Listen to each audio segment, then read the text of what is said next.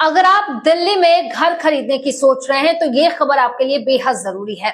दिल्ली विकास प्राधिकरण यानी कि डीडीए ने इस साल की पहली तिमाही में फ्लैट बिक्री का नया रिकॉर्ड बना दिया है।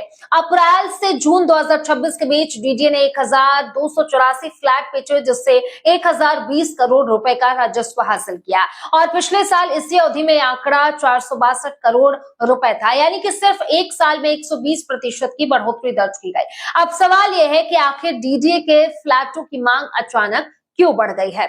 इसकी सबसे बड़ी वजह है बेहतर इंफ्रास्ट्रक्चर, आसान खरीद प्रक्रिया और फ्लैट जो तैयार किए गए हैं। डीडीए का कहना है कि लोगों का भरोसा उसकी आवासीय योजनाओं पर लगातार बढ़ रही है और हर आय वर्ग के लोग फ्लैट खरीद रहे हैं। इस बार सबसे ज्यादा चर्चा नरेला की हो रही है। कुल 1284 फ्लैटों में से 1153 फ्लैट नरेला में बिके हैं, यानी कि 90% बिक्री अकेली इस इलाके में हुई है।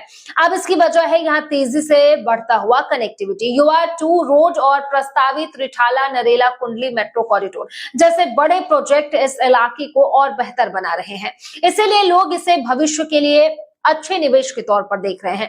फिलहाल डीडीए की कर्मयोगी आवास योजना, नागरिक आवास योजना और टावरिंग हाउस करकड़ुमा के तहत फ्लैटों की बिक्री जारी है। अच्छी बात यह है कि इन योजनाओं की अंतिम तारीख 31 जुलाई 2026 तक बढ़ा दी गई है और सभी फ्लैट रेडी टू मूव और फ्री होल्ड की प्रक्रिया से बनाए गए हैं। अगर आय वर्ग के हिसाब से देखें तो सबसे ज्यादा 485 MGI जो है इन फ्लैटों का इस हिसाब से इन्हें तैयार किया गया है, यानी कि हर वर्ग के लोगों ने इन योजनाओं में दिलचस्पी दिखाई है।